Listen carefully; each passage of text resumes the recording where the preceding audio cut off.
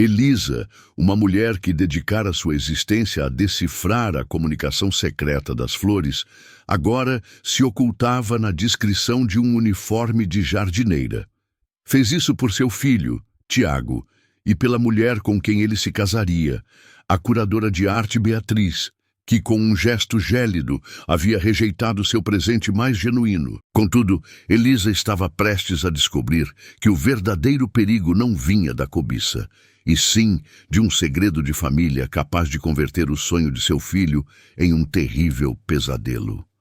O estopim de tudo foi no ponto mais deslumbrante daquela propriedade.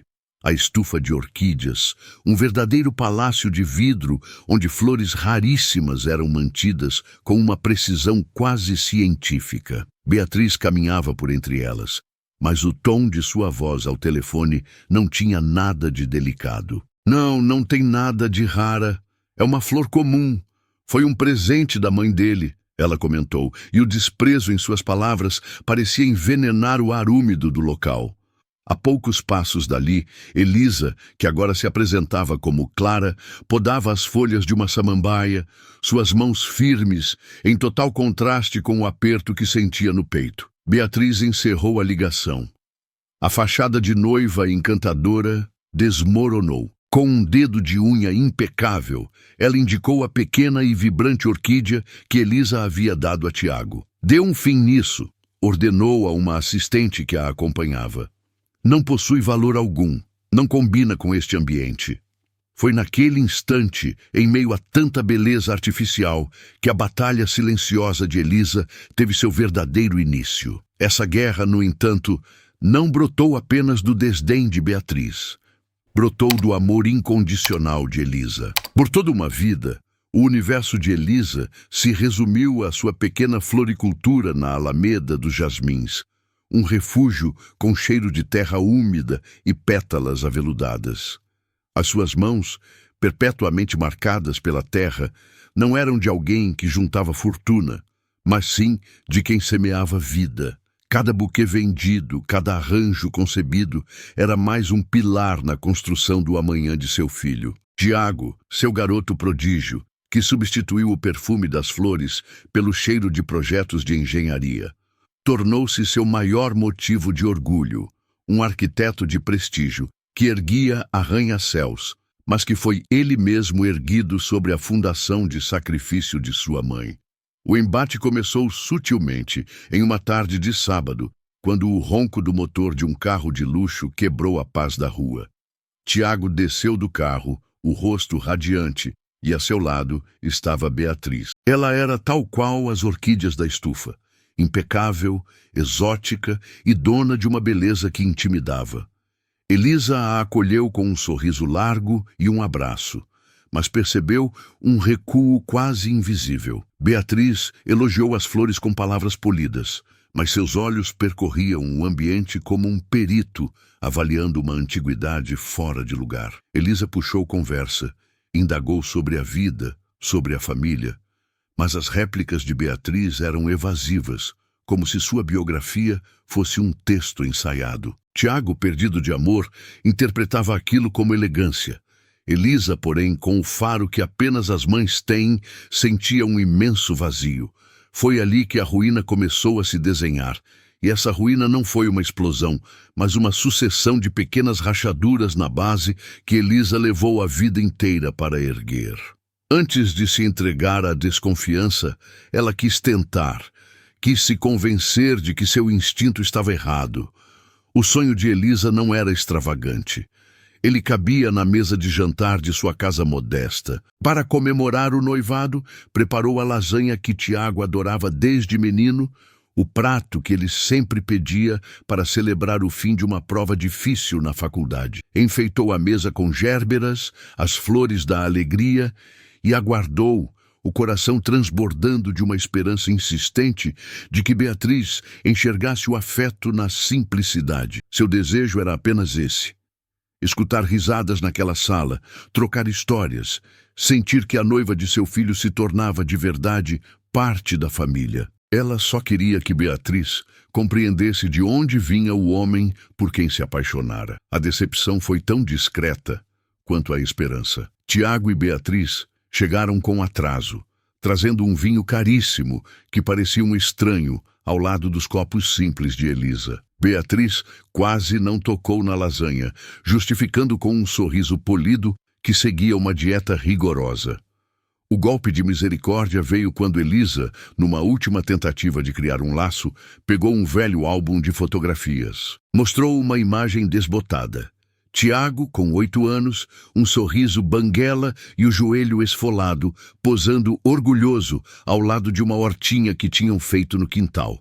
Beatriz analisou a foto por um segundo e disse, com uma leveza cruel, que pitoresco. Mas não foi a palavra dela que partiu o coração de Elisa. Foi a atitude de Tiago logo em seguida. Percebendo o constrangimento da noiva, ele fechou o álbum com uma gentileza que feriu mais que uma faca. Mãe, vamos deixar o passado quieto, sim? O foco é o futuro. Naquele instante, ao ver seu filho invalidar a história que pertencia aos dois, Elisa provou o sabor amargo da derrota. E ele ainda acreditava que podia remendar tudo. No dia seguinte, um entregador deixou na floricultura um arranjo de orquídeas raras, idênticas às da estufa de Beatriz. No cartão, com a caligrafia da secretária de Tiago, lia-se: para a melhor mãe do universo, com carinho. Aquele gesto, que deveria ser um pedido de perdão, soou como o insulto final. Ele não estava tentando consertar a fratura. Estava tentando cobri-la com dinheiro, com o verniz daquele mundo novo que Elisa tanto receava. Ela sequer tocou nas flores. Apenas as deixou na calçada, para que o sol as levasse. Na mesma tarde, ela telefonou para ele, sem raiva, mas com a calma assustadora de quem já aceitou o fim. Tiago, ela disse, a voz firme enquanto seu mundo desabava. Aquelas fotos não são coisas do passado. Aquela casa, aquela comida, aquela história, somos nós. E ela desprezou cada pedaço disso. Do outro lado, o silêncio de Tiago era opressivo. Ele estava em seu escritório de design minimalista, a cidade a seus pés, e a voz da mãe parecia um eco de outra vida. Mãe, foi só um jantar. A Beatriz é diferente. Ela não está acostumada. Não, meu filho. Ela não está acostumada com a verdade. Elisa insistiu, a voz embargando pela primeira vez. Ela não te enxerga como eu. Ela te admira como quem admira um imóvel que acabou de comprar. Um troféu. Ela não ama o menino da foto de joelho ralado. Ela ama o arquiteto que paga pelas orquídeas. Foi aí que a paciência de Tiago se esgotou. A culpa que ele sentia se converteu numa defesa agressiva. Chega! Ele explodiu, a voz alterada pela frustração. Eu não acredito que você está fazendo esse drama. Isso é ciúme. Você não suporta me ver feliz com outra mulher. Eu te amo, mãe, mas essa é a minha vida. Por favor, tente aceitar. A ligação caiu. Elisa continuou segurando o telefone mudo, as palavras dele ecoando na floricultura vazia. Ciúmes. Aquela palavra a esvaziou de tudo. Anos de sacrifício, noites sem dormir, amor incondicional, tudo aquilo reduzido a um sentimento pequeno. Nos dias que se seguiram, o silêncio se tornou uma presença constante. Tiago não ligou mais. As mensagens de bom dia cessaram. O universo de Elisa, antes preenchido pelo filho, virou um abismo de ausência. Ela cuidava das plantas no automático, as mãos movidas pela memória, enquanto a alma se sentia árida. Olhando o próprio reflexo no vidro da vitrine, via uma mulher envelhecida, uma desconhecida. E no silêncio ensurdecedor de sua lojinha, Elisa se convenceu de que havia perdido Tiago para sempre. É uma dor que asfixia, não é? Ver o seu amor mais puro ser mal interpretado e julgado. Você já se sentiu invisível para a pessoa que mais importa na sua vida? Deixe um sim aqui nos comentários. Só para eu ter certeza de que você compreende o que a Elisa está sentindo. A história dela não é só dela. É de cada um de nós que já amou a ponto de sentir doer. As semanas seguintes foram um borrão de pétalas murchas e ausência. Elisa sentia-se como uma de suas plantas no inverno, em estado de dormência. A dor da rejeição de Tiago era um gelo que havia alcançado suas raízes. Começou a organizar caixas antigas, cogitando jogar fora o passado, já que ele parecia ter perdido seu valor. Foi então que seus dedos tocaram um envelope amarelado, esquecido no fundo de uma gaveta. Dentro dele, o desenho de uma casa e um bilhete, na caligrafia irregular de um Tiago de 15 anos. A poeira do tempo não fora capaz de apagar a força daquelas palavras. Um dia, ele escrevera, vou construir uma casa para você, mãe, com um jardim enorme, para você nunca mais precisar vender suas flores, só plantar por prazer. Elisa segurou o papel frágil como se fosse um objeto sagrado. As lágrimas que ela reprimiu por semanas finalmente rolaram, mas não eram de tristeza, eram de recordação. O homem que a acusou de ciúmes e o menino que sonhava em lhe dar um jardim pareciam duas pessoas distintas. E naquele momento, ela soube. Não podia desistir daquele menino. Ele ainda estava lá, em algum lugar, soterrado sob o peso de um mundo de fachadas e orquídeas caríssimas. Seu amor não podia mais ser o de uma mãe que aguarda uma ligação. Precisava se transformar em um amor que age, um amor que se infiltra, que vigia, que protege das sombras. Ela olhou para as próprias mãos, calejadas de terra. Se não podia mais entrar pela porta da frente como mãe, talvez pudesse entrar pelo jardim como uma desconhecida. Era um plano insano, nascido da dor mais funda. Mas ao encarar a promessa de seu filho pela primeira vez em muito tempo, Elisa não sentiu vontade de desistir. Sentiu vontade de lutar, e ela lutou. 2 semanas depois, Elisa não era mais a dona da floricultura da Alameda dos Jasmins. Era Clara, uma mulher reservada e de poucas palavras, com o rosto encoberto por um chapéu de abas largas, a nova jardineira de uma empresa terceirizada, responsável pelos jardins impecáveis da mansão de Tiago. O esforço físico sob o sol era um bálsamo para a dor que carregava na alma. Ser invisível era sua tática, mas a cada dia essa invisibilidade se tornava mais real e penosa. Ela podava as roseiras que seu filho via da janela do home office, plantava as flores que enfeitavam a entrada onde Beatriz recebia seus convidados ilustres e sentia como se estivesse cuidando do palco de uma vida da qual havia sido banida. Ela observava. Via como Beatriz, sempre impecável, circulava pela casa, distribuindo sorrisos para os convidados e ordens secas para os funcionários quando pensava que ninguém havia. Via como o círculo de amizades de Tiago fora, pouco a pouco, substituído pelo de Beatriz. Um grupo de pessoas que discutiam mais o preço das coisas do que o sentimento que elas despertavam. E o mais doloroso, ela via seu filho. Por vezes, ele passava por ela, absorto numa ligação, o semblante exausto. Em um dia especialmente duro, ele parou perto dela, olhou para um canteiro de lavandas e disse, mais para si mesmo do que para ela, minha mãe amava lavanda. Elisa apenas concordou com a cabeça, o coração batendo descompassado no peito, a palavra filho presa na garganta como um espinho. A adrenalina de seu plano secreto começou a ceder lugar a um cansaço profundo e a uma dúvida que a corroía. Nas noites solitárias de seu quarto alugado, Elisa se olhava no espelho e questionava quem era aquela mulher. O que estava fazendo? Invadindo a privacidade do filho, espionando, agindo como uma criminosa. E se estivesse completamente enganada? E se tudo aquilo fosse apenas a dor de uma mãe que não aceitava o ninho vazio? A imagem de Tiago, desapontado com ela, a assombrava. O amor que a impulsionava começou a se parecer com uma obsessão doentia. Estava tentando salvá-lo ou apenas provar a si mesma que estava certa, A solidão de sua jornada era esmagadora. Não havia ninguém para lhe dizer se era uma heroína ou uma louca. Ela estava pronta para desistir. Naquela noite, decidiu que não voltaria no dia seguinte. Pegaria suas poucas coisas e voltaria para a segurança de sua floricultura para curar suas feridas em paz. Deixaria Tiago viver sua vida, mesmo que fosse uma farsa. Com o coração pesado, abriu a janela para sentir o ar da noite uma última vez.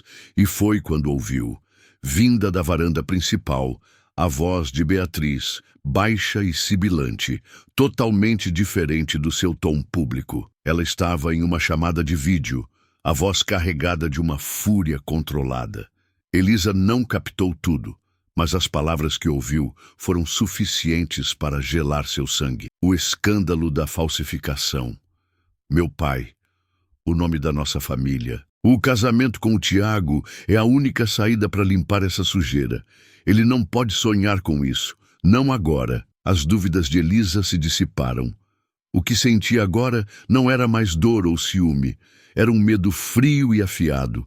Aquele medo gelado se converteu em um propósito de aço. Elisa não precisava de mais nenhuma evidência. A verdade agora morava dentro dela, clara e perigosa. Ela sabia que a hora certa chegaria, e ela chegou no dia seguinte, na estufa de vidro, o mesmo lugar onde sua guerra silenciosa havia começado. Tiago estava lá com Beatriz, mostrando as orquídeas que seriam o destaque de um leilão beneficente naquela noite. Um evento que, Elisa agora entendia, era vital para os planos de Beatriz se consolidar na alta sociedade. Como Clara, a jardineira, Elisa se mantinha ao fundo, podando uma folha seca, o coração pulsando em um ritmo contido, apenas esperando. Tiago, com um orgulho genuíno, exibia as flores mais raras. Mas então ele caminhou para um canto mais simples, onde uma pequena orquídea comum desabrochava cheia de vida. A mesma que Elisa lhe dera, a mesma que ele, secretamente, havia resgatado e cuidado. E esta, ele disse a Beatriz, com um toque de nostalgia na voz, esta tem um valor diferente para mim. Beatriz, impaciente e sem notar a presença de Elisa, suspirou. Amor, já tivemos essa conversa, disse ela, a voz soando como vidro trincando. Essa florzinha comum não tem lugar aqui. É sentimentalismo barato, não tem status. Assim como certas memórias, elas só nos atrasam. Foi o gatilho que faltava.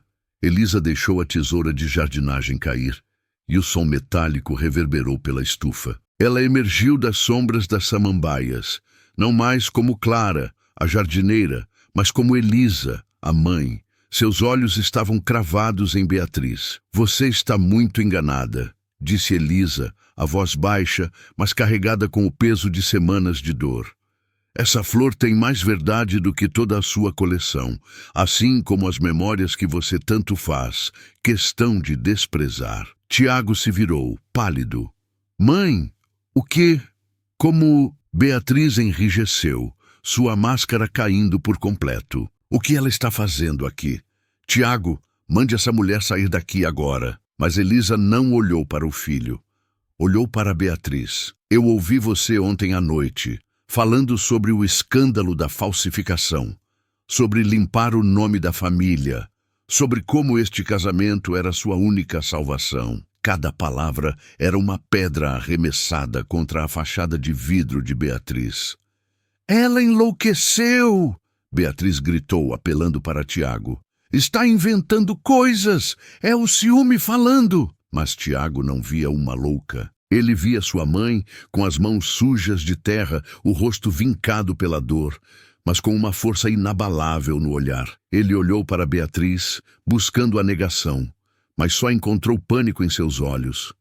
Lembrou de todas as pequenas mentiras, da frieza com os funcionários, do desprezo disfarçado. Tudo fez sentido. Ele olhou para a orquídea simples em sua mão e depois para a mulher impecável a seu lado. Com uma calma terrível, ele disse, você tem razão, Beatriz. Algumas coisas realmente não pertencem a este lugar. Ele fez uma pausa e então olhou diretamente para ela. Acho que é você quem não pertence. Por favor, retire-se.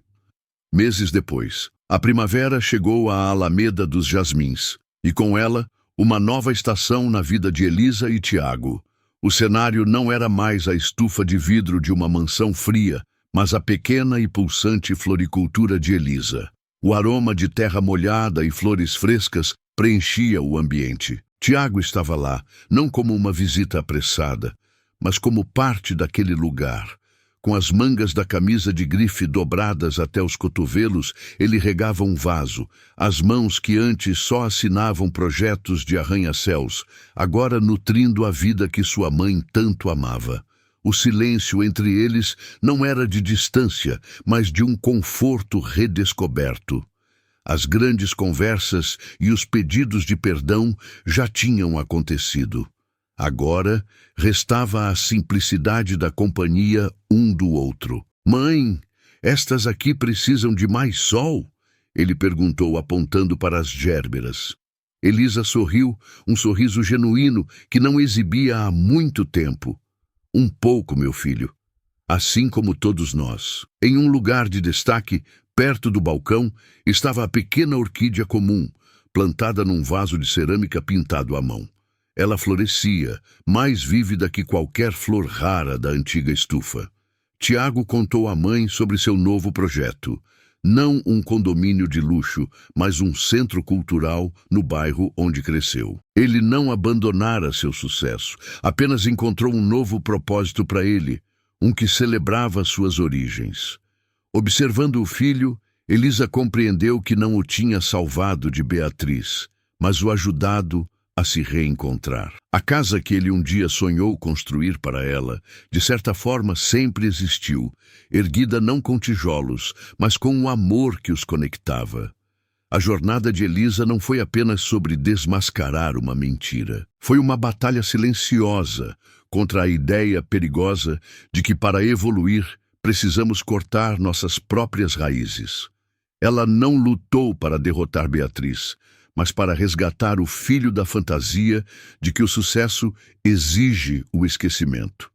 Seu legado não foi um ato de heroísmo público, mas a restauração silenciosa da alma de seu filho. Ela o fez lembrar que as mãos sujas de terra e as memórias no coração não são fraqueza, mas sim a fonte da verdadeira força. E Tiago, por sua vez, aprendeu a lição mais importante de sua vida. Ele entendeu que o valor real não está na etiqueta de preço de uma orquídea exótica, mas na história de uma flor comum que resistiu à tempestade. Ele percebeu que a fundação mais sólida que alguém pode ter não é feita de concreto e aço, mas de caráter e verdade. Sua maior obra não seria mais medida pela altura de seus edifícios, mas pela profundidade de propósito que colocaria em cada um deles. No fim, a história deles nos ensina que as raízes não existem para nos prender. Elas existem para nos dar a base firme de que precisamos para alcançar o céu, sem jamais esquecer o chão que nos nutriu.